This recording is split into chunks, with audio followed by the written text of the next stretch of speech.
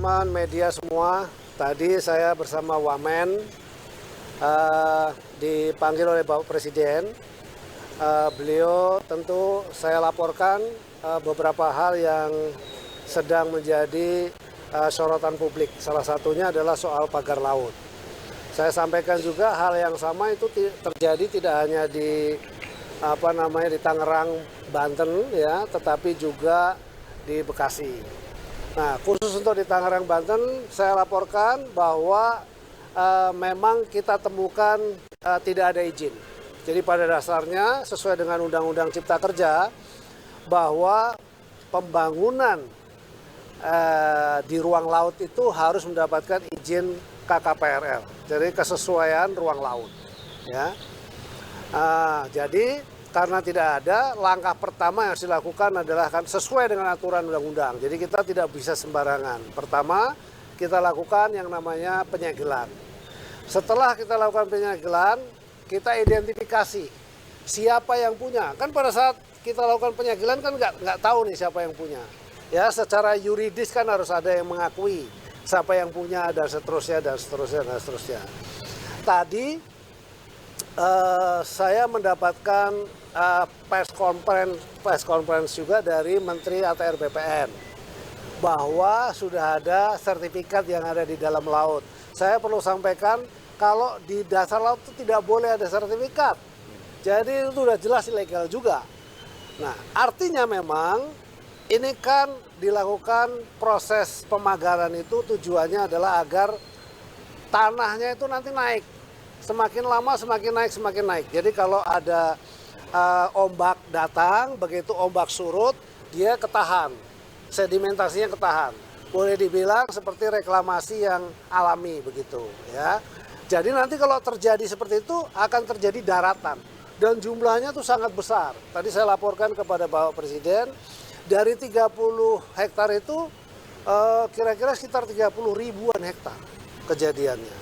Nah, kan itu sangat besar. Nah, di bawahnya ternyata menurut identifikasinya dari Pak Menteri ATR BPN itu sudah ada sertifikatnya.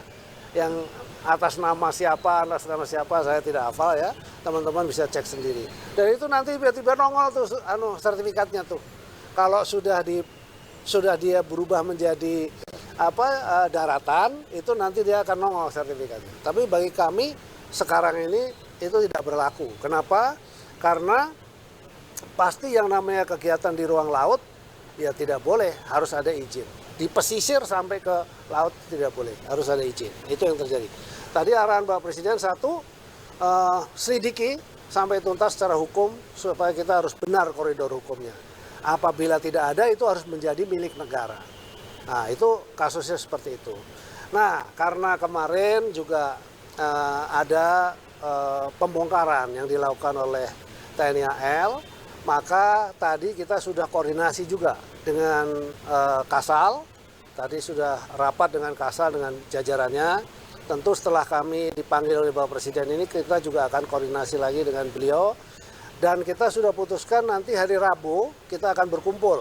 Jadi tidak hanya TNI Angkatan Laut, tetapi juga ya Bakamla juga kita ikutkan, terus Baharkam kita, karena gini nggak ada yang ngaku. Dulu pernah ada dari media mengatakan bahwa dari IDX Channel itu yang namanya Persatuan Nelayan Pantura gitu-gitu. Tapi kita panggil nggak ada yang datang tuh. Jadi tadi saya dapat laporan, tadi siang dapat laporan, katanya besok mau datang. Oh, alhamdulillah kalau mereka datang kita akan usut, jadi lebih mudah.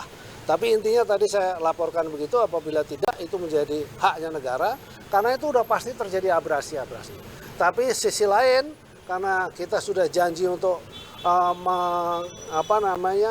mencabut, maka nanti secara bersama-sama dengan seluruh pihak, ya supaya tidak salah juga. Kalau KKP sendiri yang cabut nanti bisa digugat, dari tiba-tiba ada yang gugat kan repot. Secara hukum itu kita harus perbaiki. Jadi sesuai arahan dari Pak Presiden gitu.